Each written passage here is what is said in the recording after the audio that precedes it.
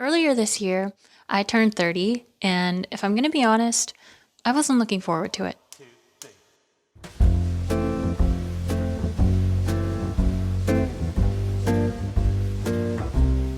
I didn't think I'd care much at all, but in the months and weeks leading up to my birthday, I found myself getting increasingly more anxious about the prospect of turning 30 without any prospects. I'm 27 years old.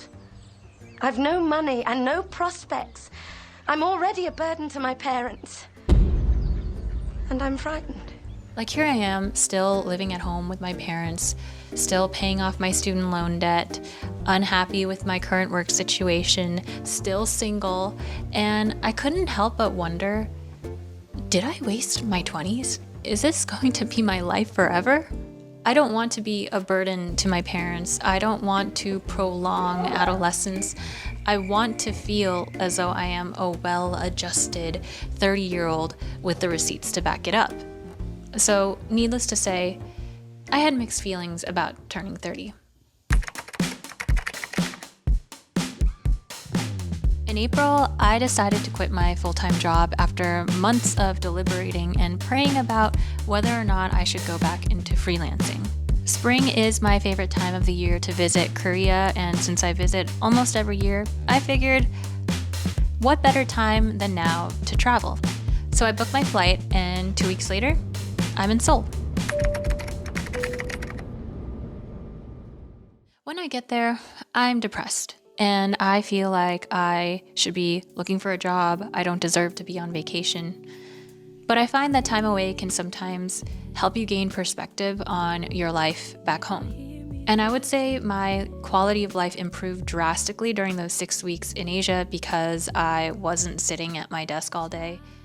Granted, I was on vacation, so I had more time on my hands than most people, but it gave me an idea of what my ideal week might look like and reminded me that my lifestyle back home is neither sustainable nor fun.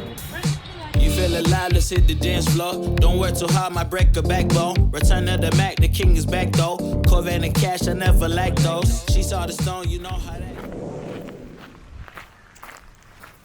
While I'm there, I film a documentary on my grandfather, which is something that I had been wanting to do for years. He's had such an interesting life, and I'm so grateful that I got to hear about it firsthand. 조선일보 광고가 나왔어.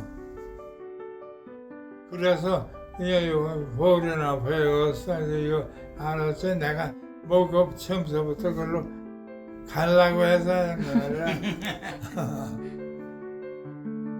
One thing I noticed about my grandfather is that he is someone who doesn't overthink things. Despite how much he's been through, he still managed to follow his curiosities and didn't hesitate to jump on an opportunity when it presented itself. Maybe he's onto something, you know? The more I try to make elaborate plans for my future, the more miserable I become. That's where I think my anxiety about turning 30 stemmed from. Whoa, okay, countdown. It's this feeling that I'm not in control of my life, be it my finances, my relationships, my career. But the reality is, I will never have full control over anything because nothing in life is guaranteed. Tomorrow isn't guaranteed. Everything you have could be taken from you at a moment's notice. You might think you have job security one day and then get laid off the next, like right before the holidays. So how then am I entering my 30s knowing what I know now?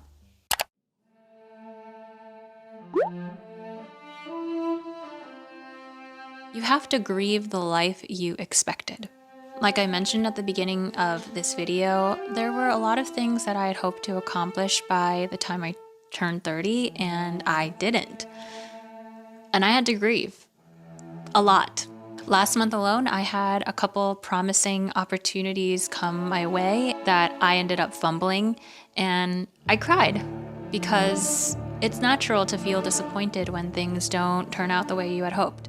And while I don't think it's healthy to dwell on these things, I do think it's necessary to grieve so that you can move on.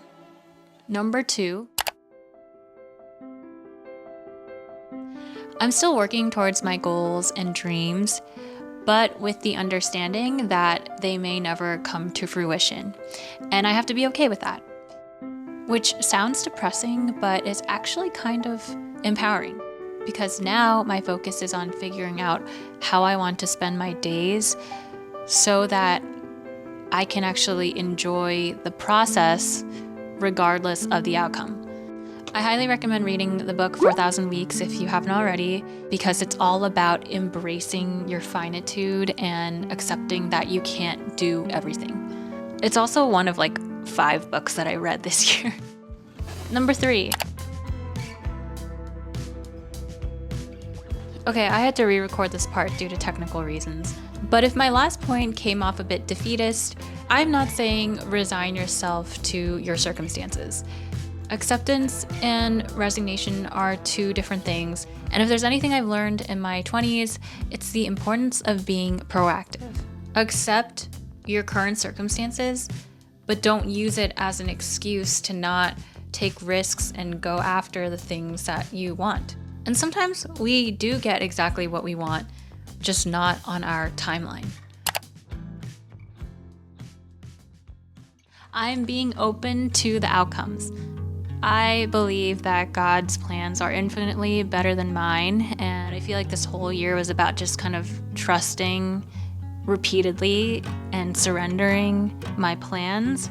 And it's not always easy, but I have to trust that He will provide for my needs, not necessarily my wants, because sometimes I think we get so attached to an outcome that we tend to miss out on all the other ways that He's providing. For example, I finally finished editing the mother documentary. Is it the best thing I've ever made? No.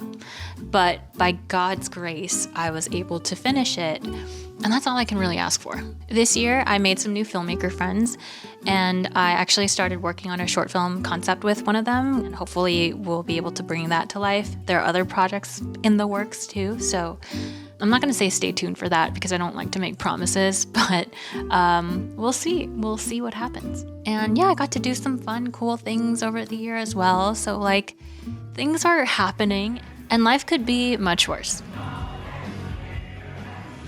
So all this to say, I am done beating myself up over where I am in life because it's actually not that bad. My joy does not depend on the circumstances, okay?